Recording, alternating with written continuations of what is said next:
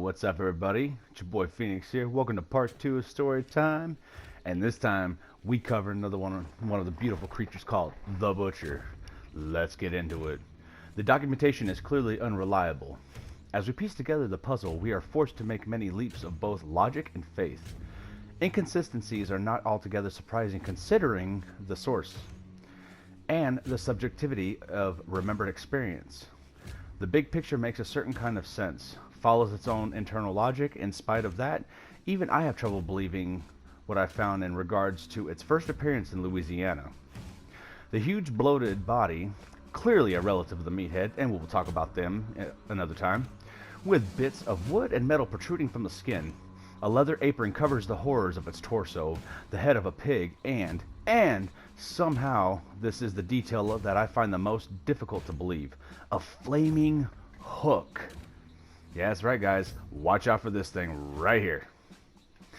It is comfortable with fire and resistance to heat, likely thanks in part to the apron, and to the bludgeoning, a regular bullet sponge, and though more fallible to rending attacks. It is hard for me to imagine how these people managed to kill any of them at all. So I guess there was multiple of these guys at one point. When driven into a violent fury, its behavior would become erratic and flames would fly from the aforementioned hook. I shudder to think what it must have felt like to round a dark corner and come face to face with the empty eyes and glowing hook of that seemingly impossible beast. If the reports can be believed, these butchers, as they were called by those who hunted them, were the stuff of nightmares. Either that, or only the most fantastical of tales have survived. Can we really separate the facts from the fictions at this distance? Perhaps not, but I am driven to continue to try, even if I never can be sure of the truth. Whew, that is crazy to think about these guys. So I guess at one point in time there was multiple of these creatures just roaming around the bayous of Louisiana. Man, can you imagine just turning a dark corner at night one time and just seeing a big old blackened eyes and a pig head on top of a giant freakish body with a hook for a hand? Not to mention the hook being on fire. Yeah, I couldn't either, guys. That's some freaky shit, man. Anyways, let's move on to this. It says here July 19th, 1893. A rare exhibition. Perhaps you have heard of the art of taxidermy, though you may not count it among the finer arts known to man. It can still be practiced with delicacy and skill. None have practiced the art with such whimsy as Walter Potter, an Englishman well known among his peers in his home country. Photographs of Potter's work will be on display for viewing at the home of local practitioner R.E. Donroy this Saturday. Admittance, 5 cents. Whew, that must be like a lot back then, right? September 22nd, 1893. Come see Barnum's American Museum in town, 1 week only, featuring strange and marvelous one-of-a-kind creatures, guaranteed to shock and awe. Preserved by scientists to inspire and educate. Tickets available at home of Mr. A. Donroy.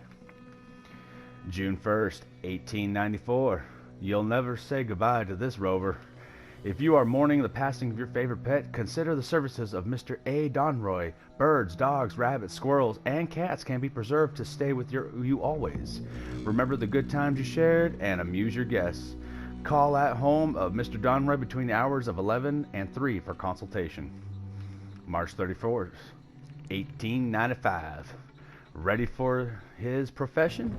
The body of taxidermist Mr. Ariel Donroy was discovered by a group of fishermen on the road to Stillwater Bayou this past Sunday. It is not known how he came to be in that location or the poor condition in which he was found, being only recognizable by a poorly cast glass eye. Should any readers have information about Mr. Donroy's activities in the past few days, please call on the constable between the hours of 8 and 10 in the morning. Another reminder to move with caution after dark. Be careful guys, Louisiana Bayou's definitely creepy and dangerous at night apparently, right? Moving on to October 23rd, 1895. Well preserved, the Great Fire of Algiers may prize possessions up in smoke, while our reporting is usually appropriately somber. One curious anecdote proved so remarkable as to be printed. A firefighter sifting through the wreckage of one home found preserved a curious collection, a menagerie of taxidermy pets. The eccentric collectors would be pleased to know that whatever fire retardant measures taken by the taxidermist proved successful beyond measure.